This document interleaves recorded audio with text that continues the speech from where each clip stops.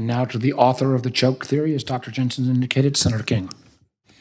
Well, Mr. Chairman, in a couple of minutes ago, I went to ChatGPT and asked them to write a poem about the Senate Intelligence Committee in the style of Dr. Seuss.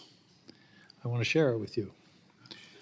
In a chamber up high beneath the Capitol's dome, this was written in about 4 seconds. I timed it, 4 seconds. In a chamber up high beneath the Capitol's dome, there's a committee that seeks knowledge. They call it their home. The Senate Intelligence, wise as an owl in the pursuit of truth, they go the extra mile. With hearings and briefings, they gather the facts, no secrets too deep, no hidden contracts. They investigate, inquire, and they never back down in their quest for transparency throughout the town. They question the spies, they question the chiefs to uncover the truth. They provide us relief. In a world full of secrets where lies often play, the Senate Intelligence lights up the way. They protect our nation, our values they hold with their wisdom and courage, stories untold. So here's to the Senate Intelligence, steadfast and true. In the style of Dr. Seuss, we salute you. 4 seconds. I mean, this is, you've got to experience this to realize the implications and the power that this has. Dr. Jensen, first, coincidentally, we had our third report from the Solarium Commission this morning, and I talked about the brilliant work of the staff, and you were a leader in that, and I just want to thank you. The work that you did was absolutely extraordinary. We're now up to about 70% implementation of the Solarium recommendation, so thank you for that. The word productivity has been mentioned. One person's productivity is another person's job loss. Talk to me about, Dr. Ding, talk to me about that. Are we in 1811 and the Luddites and you know, should we be, is this something that is a serious concern, or is this just the march of human history where tools have been enabling more productivity since the invention of the hammer improved upon the rock?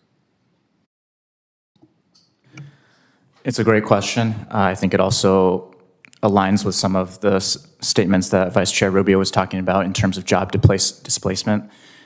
I think when I have my national security cap on, the reason why I emphasize productivity and diffusion capacity is because historically, great powers have been able to rise and fall based on whether they've been able to leverage and exploit new technological advances to achieve economy-wide productivity growth. The Manhattan Project might be an example of that.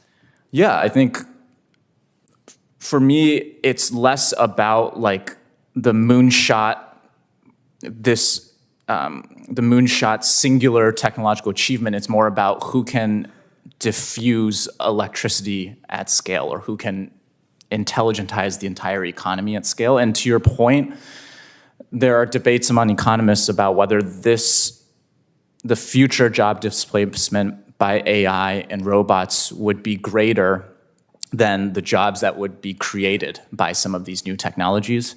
I will defer to those works by folks like Darren Acemoglu in terms of job displacement. And I think it gets complicated because if job displacement is so severe that it causes internal political cleavages, that could also then become a national security issue. And it's also hard to project what the gains will be, because it's a new area. You don't know how many new jobs will be created in wholly different areas. Yeah, I also agree with that. And Eric Brynjolfsson at the digital economy team at Stanford has talked about it's very hard to measure the productivity gains from digital technologies in particular. And I think another key point is these general purpose technologies, their effect on productivity take decades to materialize. So we might not see the computer in the productivity statistics, as economist Solow once said, but eventually we will see the impact come. One of the major spurs of the economic boom, if you will, of the 90s and early part of this century was the integration of the computer into the workforce. That is enabled a great economic upsurge. Exactly, and the key is that just took more decades to happen than we predicted initially. Now, Mr. Acuna, Dr. Acuna, a very practical question: how feasible is watermarking of AI-generated images. This is of concern to us, frankly, because we are very likely to be subject to AI-generated false disinformation, very skillful, our face, our voice, our gestures, but completely false.